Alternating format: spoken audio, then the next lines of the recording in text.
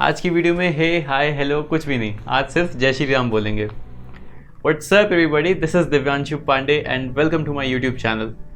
एक सपना देखा था हमारे पूर्वजों ने आज से कई सौ साल पहले राम मंदिर के बनने का, एक भव्य राम मंदिर अयोध्या में बनने का।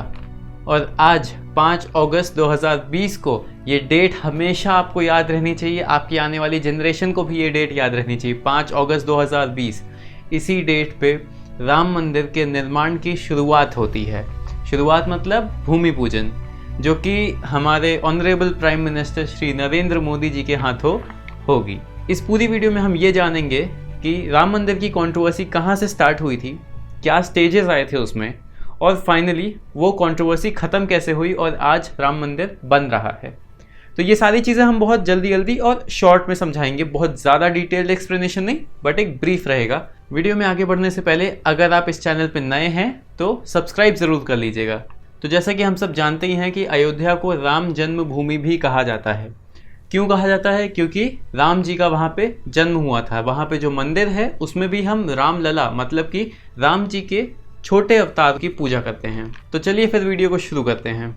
सबसे पहली बात आती है कि अयोध्या क्यों, अयोध्या में राम मंदिर क्यों? राम जी का जन्म स्थान मतलब कि उनकी बर्थ प्लेस है अयोध्या, इसलिए राम मंदिर अयोध्या में इतना इम्पोर्टेंट है। हर ग्रंथ, वेद, गीता, रामायण, हर जगह पे आपको अयोध्या का नाम ज़रूर दिखेगा, अयोध्या का जिक्र ज़रूर दिखेगा हर जगह। सो अकॉर्डिंग टू हिस्ट्री, राजा विक्रमादित्य लास्ट रूलर थे जिन्होंने कि राम मंदिर का एक भव्य निर्माण किया था। उसके बाद बाबर आ गए थे। मुगल एम्पायर की शुरुआत होती है 1526 में। बाबर ने इब्राहिम लोदी को हराया और वो अपना मुगल एम्पायर यहाँ पे स्टार्ट कर दिए थे।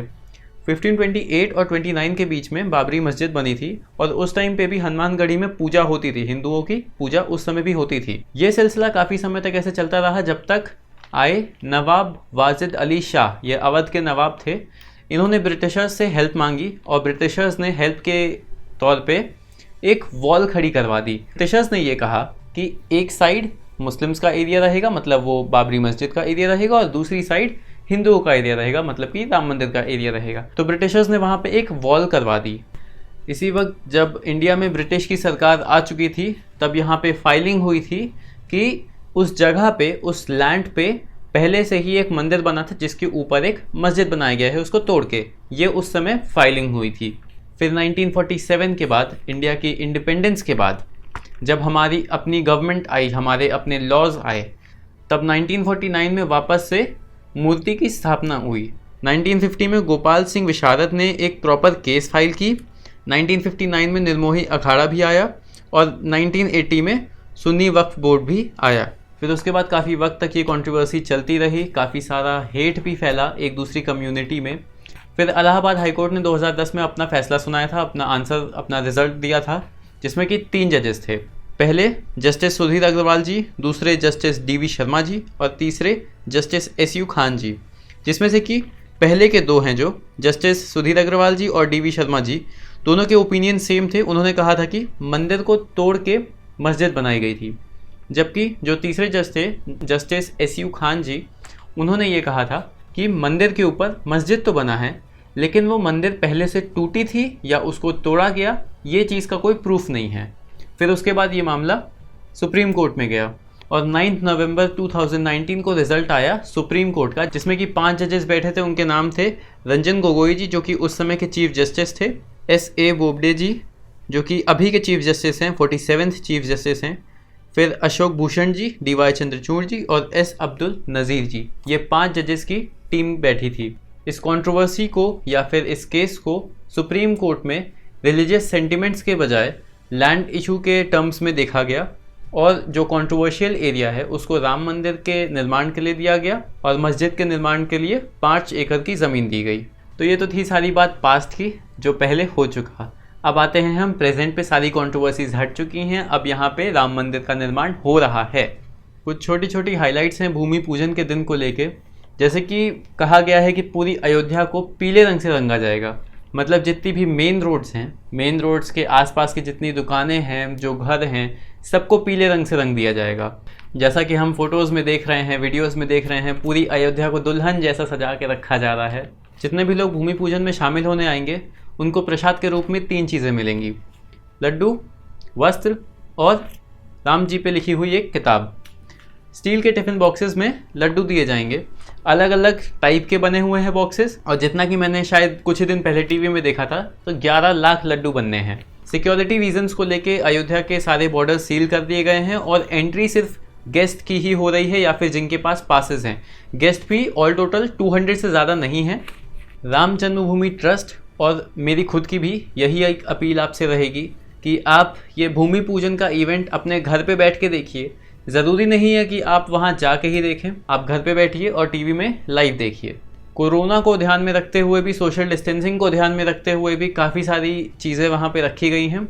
बहुत ही कम लोगों को बुलाया गया है क्योंकि ये एक ऐसा इवेंट है जो कि पूरे इंडिया ही नहीं बल्कि वर्ल्ड लेवल पे बहुत जगह जगह पे लोग जो भी राम जी को मानते हैं, ये उनके लिए बहुत ही बड़ा इवेंट है क्योंकि ये उनके बर्थ प्लेस पे मंदिर बनने वाला है। बट स्टिल बहुत ही कम इन्विटेशंस गए हैं, सिर्फ और सिर्फ सेफ्टी को ध्यान में रख के।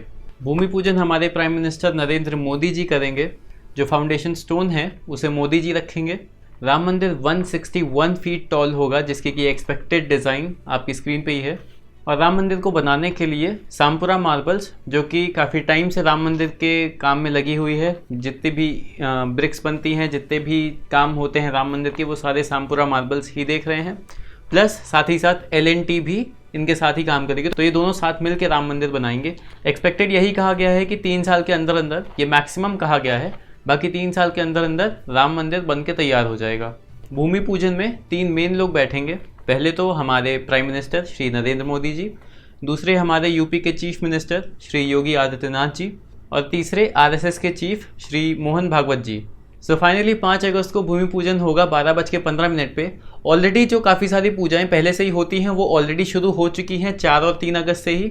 बाकी मेन जो भूमि पूजन होना है वो मोदी जी आएंगे और 12:15 पे पूजा होगी। I personally feel very happy and lucky कि मैं उस जनरेशन में पैदा हुआ हूँ जिसमें कि हम राम मंदिर को बनते हुए देख सकते हैं। बिकॉज काफ़ी टाइम से ये कंट्रोवर्सी चल रही है, काफ़ी सालों से ये कंट्रोवर्सी चल रही है, काफ़ी 100 सालों से, और आज के दिन हमें उन्हें बिल्कुल भी नहीं भूलना चाहिए जिनकी वजह से ये सब कुछ हो रहा है। ऐसे कई सारे लोग हैं जो कि आज हमारे बीच नहीं है, लेकिन उनका राम मंदिर बनने में बहुत बड़ा हाथ है। सो this was it with the video. Thank you so much guys for watching this video. अगर अच्छा लगा हो तो लाइक कर देना, नए हो तो सब्सक्राइब भी कर देना। आने वाली वीडियोस की नोटिफिकेशन चाहिए तो बेल आइकन को भी दबा देना। So this was it. Thank you so much guys for watching this video. I will meet you guys in the next one. Till then, जय श्री राम।